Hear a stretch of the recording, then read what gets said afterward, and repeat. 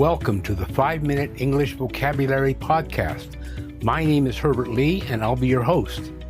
Now you can easily improve your vocabulary without memorizing long lists of boring words, and still develop a powerful command of English.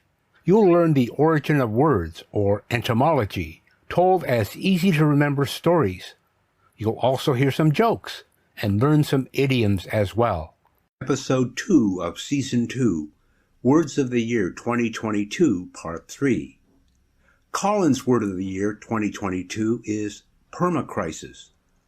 Permacrisis is a term that describes an extended period of instability and insecurity, and has been named Colin's Word of the Year 2022. It is one of several words Collins highlights that relate to ongoing crises that the world has faced and will continue to face, including political instability, the war in Ukraine, climate control, and the cost of living crisis. The managing director of Collins Learning, Alex Beecroft, has said that permacrisis sums up quite clearly how truly awful 2022 has been for so many people. The word is a portmanteau of permanent and crisis, and actually has been in use for a little longer. In April of 2021, policy analysts in Europe saw it as defining the era in which we live. Some in Britain inevitably ascribe the genesis of that era to Brexit. Others point to the pandemic. For others still, it was Russia's invasion of the Ukraine that made the word indispensable. Permacrisis signals not only a loss of faith in progress, but also a new realization of how people can cope with and achieve in difficult situations.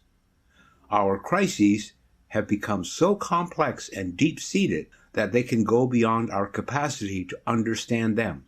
Any decision to tackle them risks only making things worse. We are thus faced with a troubling conclusion. Our crises are no longer a problem. They are a stubborn fact. Another word that made the short list was warm banks. Warm banks refers to a heated building where people cannot afford to heat their own homes as a place to go. The UK is a relatively wealthy country, but people cannot pay their energy bills. Electricity and gas bills could rise fourfold this year. Even well-paid people are struggling. Lower-paid workers are faced with a stark choice of heating or eating. Many towns are converting libraries into spaces where people can stay warm for free, and these are called heat banks or warm banks. UK has hundreds of food banks, which provide food for people in need. So warm banks or heat banks comes from this idea. In Asia, we don't have a heating problem. We have a cooling problem. So when the heat goes up, everyone heads for shopping malls, movie theaters, and large hotels.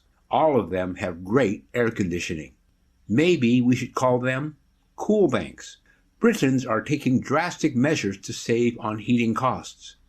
One woman turned off her fridge and is keeping her food in cold water. A man switched off his electric kettle and is drinking cold water. Last winter, a lady sat on a bus all day instead of sitting at home in the cold. People are angry about the record profits oil companies are making, and the government is reluctant to tax them. Each year in the UK, cold weather kills around 11,400 people. This year, the figure will increase dramatically. Here's another word that made the short list: quiet quitting.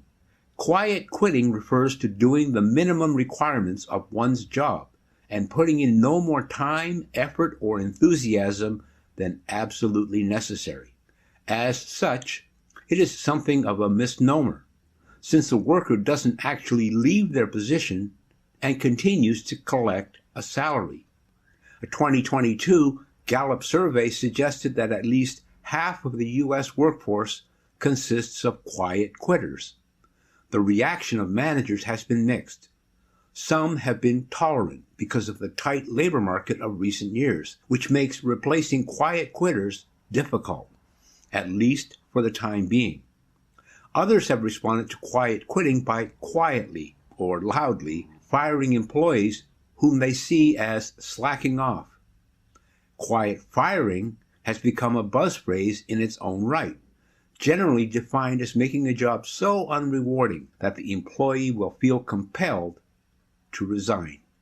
Beyond the workplace, the term quiet quitting is also applied to non-work aspects of people's lives, such as marriages and relationships. Here are some more jokes with my daughter Lisel. My ex-wife still misses me, but her aim is steadily improving. Vegans believe meat eaters and butchers are gross, but those who sell you fruits and vegetables are grosser. What does a grape say after it's been stepped on? Nothing. It just lets out a little whine. I dig, you dig, she dig, we dig, you dig. The poem may not be beautiful, but it's certainly very deep. A horse walks into a bar. The bartender says, "Why the long face?" When you get depressed in the middle of winter, just chuck some butter from your window. You'll see a butterfly.